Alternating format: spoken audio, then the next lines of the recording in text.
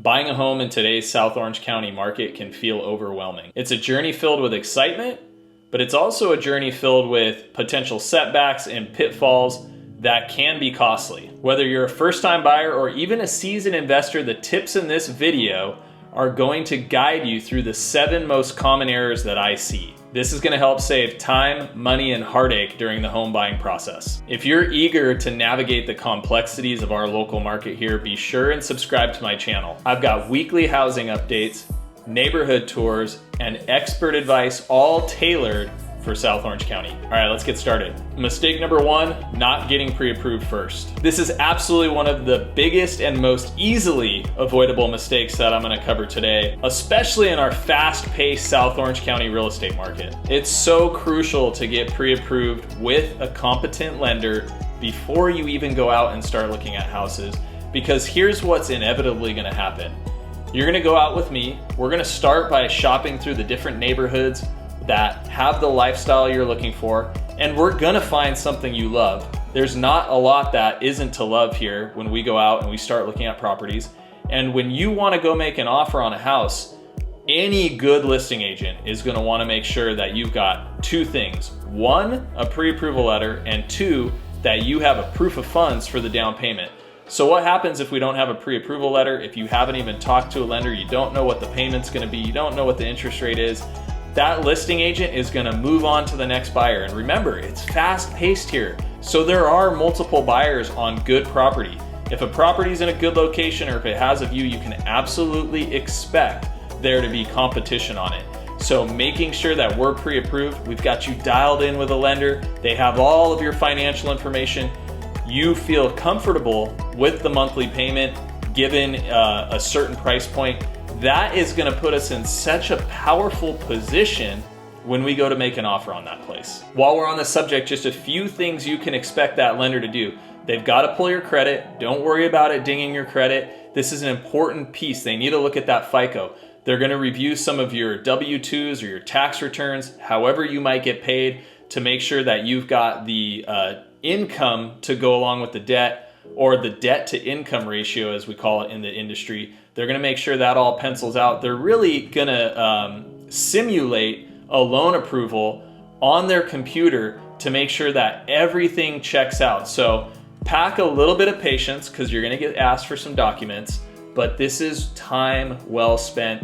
Trust me on that. So many of my wonderful clients that I've met right here on this channel, you know the drill. One of the things we talk about when you call or you text me and we set up that first conversation is, hey, do you have a lender? Hey, do you want a second opinion? If you need one, I've got you. Mistake number 2, not researching the area. This one kind of seems like a no-brainer, doesn't it? But I see it happening. People kind of rush into a house based on bedrooms and bathrooms, and they kind of lack the emphasis on the actual neighborhood. Something that I do and what you can expect when you reach out to me and you set up that first conversation, I'm gonna get right into what you want as a lifestyle. What do you want in the neighborhood? Do you want it close to a park? Do you want to be able to walk to the beach?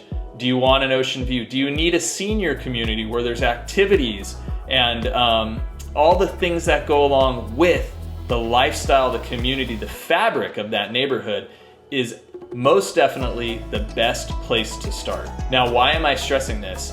My goal, and I tell my clients this all the time, is I want you in a neighborhood and a house that you love so much that when I call you in 3, 6 months, a year after your purchase, the house is continuing, the neighborhood is continuing to impress you. I don't want to call you in 6 months or a year and hear you say, oh man, I wish we would have moved a few blocks closer to my favorite surf break. Or I wish we wouldn't have got a peekaboo view. I wish we would have got a panoramic view. These are things that are very important. And of course, schools, the school system. We've got to research these things. And one of the ways that I will help you do this is when you reach out to me and you call me, we're going to set up a Zoom consultation, or you're gonna come up to my office and I'm gonna open up my computer. I have the most amazing maps and we're gonna start to target some areas. And then you've seen my neighborhood tours on here where I drive around. We're gonna get in my car and we're gonna go check them out in person. because I want to see if you're comfortable there. I want to see if you like the amenities. We'll get out, walk around. Even if there's nothing on the market, just checking out those neighborhoods is so valuable. Mistake number 3, skipping the home inspection. That's absolutely something we are not gonna do. I don't care how talented of a contractor your dad or your uncle is, it doesn't matter. These home inspectors, they are trained, they do this every single day. They know how to turn on every faucet, check every plug, walk on the roof, etc., so on and so forth. There's so many things that go into this home inspection process. And let me tell you what I would like you to do on your home inspection day. That's the time for you to hang out with your house. You might have only seen it during an open house or a 30, 60 minute showing, private showing with me. That's not a lot of time. The home inspection day, we're gonna be excited. You're gonna have your tape measure. We're gonna be looking at all these things and hanging out with the house and loving on it. The home inspector's job is to be focused and take that 2 to 3 hours to find every single potential flaw that there could be and make you aware of it so you're going into that purchase with eyes wide open. A few of the other common inspections that we'll very likely have done are a termite inspection. Yes, in Southern California, we've got those pesky insects. They are swarming in the fall, and I don't care how new or how old a house is, we're gonna get that termite inspection done. I wouldn't worry too much about it. It's something that we just wanna go in with eyes wide open, see if there's some fascia boards that need to be replaced, see if the house needs a tent. That's what that termite inspection is gonna tell us. We also might get a sewer line inspection. If the house is older, it's nice to have a plumber put their camera down the sewer line, check what the material is, make sure there's no offsets or any broken parts of that pipe. And if the house is on a hill or a slope, it might make sense on a case-by-case basis to have a geological consultation. We have a geologist come out, walk the property, tell us how it's performing. Does it need more drainage? Has it settled or moved around? Those are some of the most common inspections, but we're certainly not going to make that mistake of waiving any inspection that the house needs. Mistake number 4, not considering your future needs. Buying a house in San Clemente is a long-term investment, and it's crucial to think beyond your immediate needs and look towards the future. My goal for my clients is to make sure that this property is going to serve you for years to come, not just months or a year or two, because if you have to call me and sell the house in a year or two, that's going to eat into your equity. Some of my mentors taught me the more that you flip over real estate, buy and sell, the more costs you're going to incur, versus if you can hold that house for a longer duration of time, 5, 7, 10 years, something like that. That's why we want to make sure we get this purchase right and that it's serving your current and your future needs. Okay, so what are some of the questions you can ask yourself? Are you planning to start a family is a good one.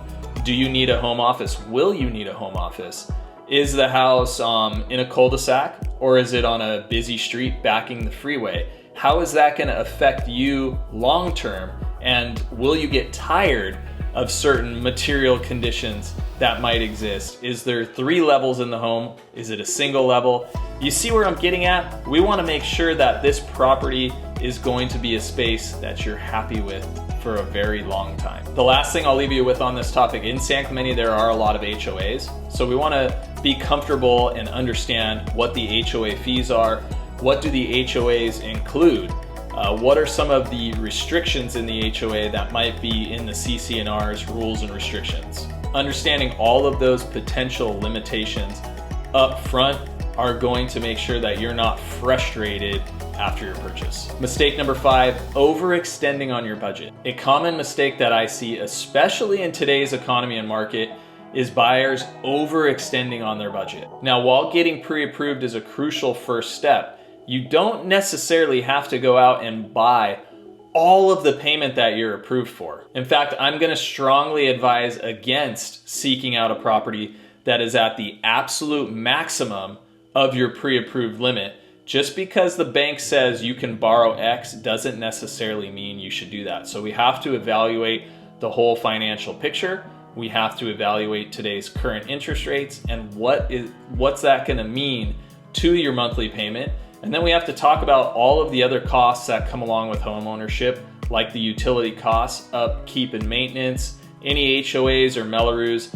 It's kind of the total package that we need to make sure and go over. And I don't want you to stretch so far that after a few months or years of home ownership, you're living there house poor with expenses up to here. So when we jump on that first consultation and we're talking and I introduce you to a lender, my lenders that I work with are great at helping people figure out what payment is comfortable and sustainable and is going to leave you feeling like you're making a wise investment in your home long term. Mistake number 6 is underestimating the cost of home ownership. Many buyers, especially first-time buyers, don't fall into the trap of evaluating your home ownership expense solely based on your principal and interest mortgage payment. There's a long list of other expenses that come along with owning a home, and here's the breakdown for you. Property taxes are going to vary based on what county and what city you're in.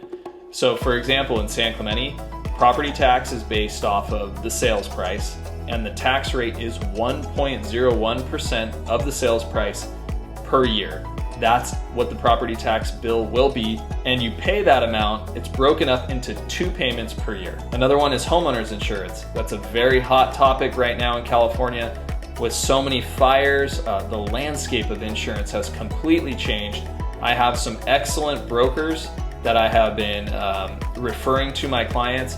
It's not like this anymore where you just call AAA or State Farm or Farmers and you get your insurance.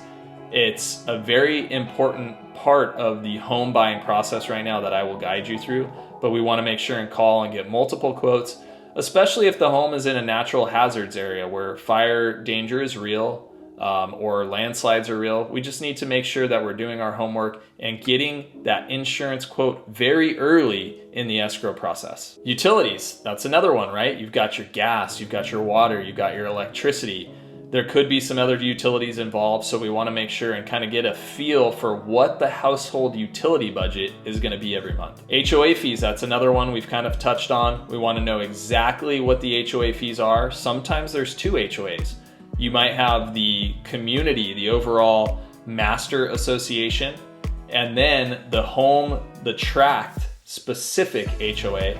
So we want to know what those costs are going to be and what you're getting for that lovely HOA payment. And then finally, maintenance and upkeep. It's important to keep a reserve account, especially if you're in a single family house where you're going to be responsible for the roof, the fences, the exterior of the home. You know, there's things that are going to pop up. You want to keep a little pad account ready to go. And if you're buying in a condo, it's nice to evaluate too, well, I don't have to take care of the roof. I don't have to paint the exterior of my home.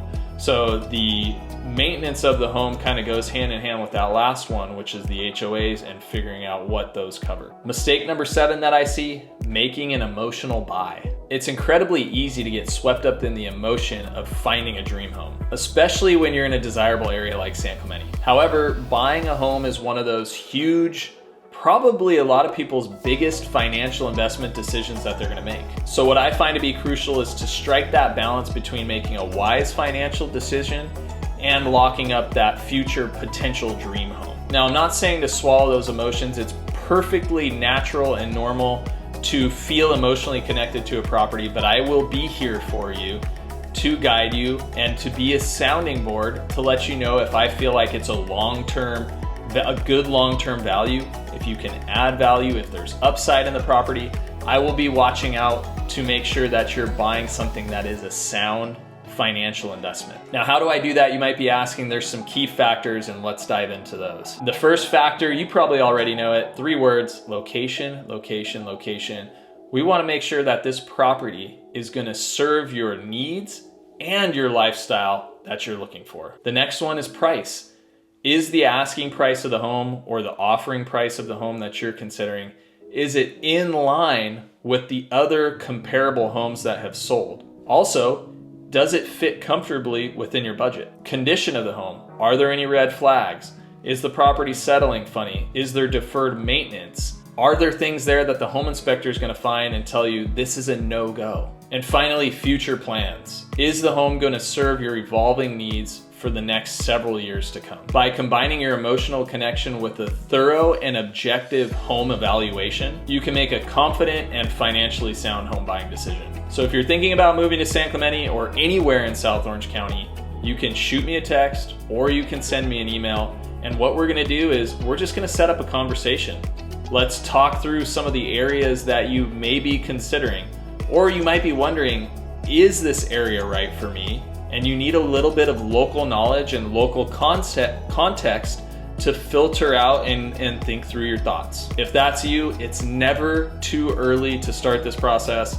So reach out to me, put it on my radar so we can start dialoguing back and forth. Oh, and P.S.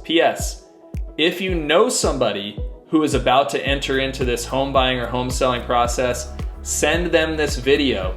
Maybe we can connect and I'll be able to help them just how I look forward to helping you. Thanks so much, and I'll see you on the next one.